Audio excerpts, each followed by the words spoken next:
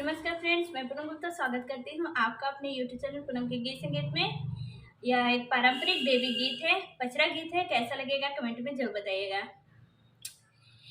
कवन फूलवा फूले मैया सजवा सबेरवा हो, कवन फूलवा ना, कवन फूलवा फूले मैया सजवा सबेरवा हो, कवन फूलवा ना, हो फूले ठीका दोपहरिया हो, कवन फूलवा ना, हो फूले ठीका दोपहरिया हो, कवाने फुलवाना।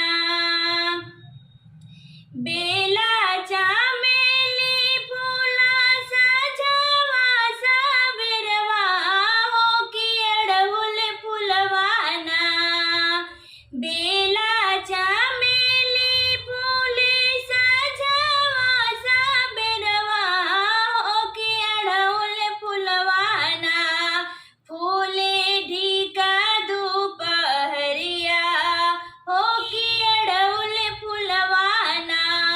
फूले ठीका दोपहरिया हो, कि अड़हुल फुलवाना।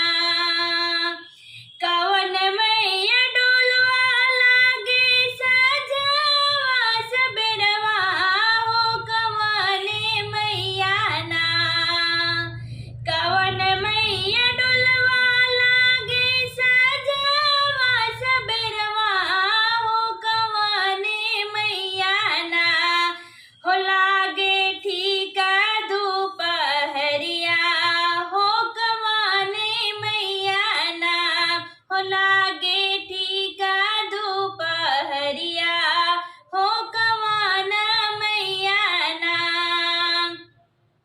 काली मैया डोलवा लागे सजवा सबेरवा हो, कि दुर्गा मैया ना, काली मैया डोलवा लागे सजवा सबेरवा हो, कि दुर्गा मैया ना, हो लागे ठीका दोपहरिया हो, कि दुर्गा मैया ना, हो लागे ठीका दोपहरिया हो, कि दुर्गा मैया ना।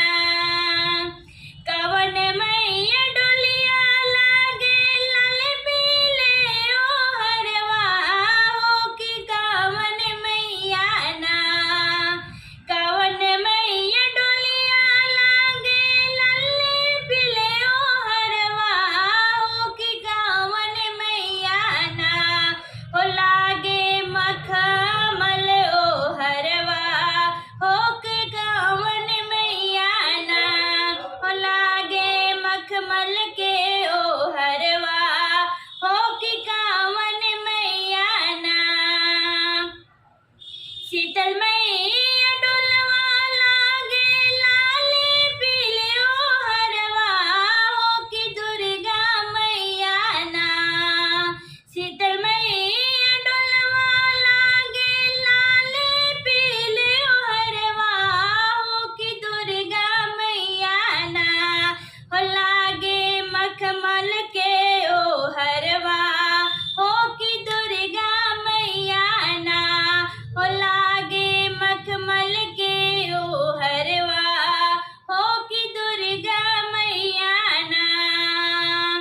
कवन मैया खाए लागे हो मिया अगेरिया हो, कि कवन मैया ना, कवन मैया खाए लागे हो मिया अगेरिया हो, कि कवन मैया ना, हो खाई हलवा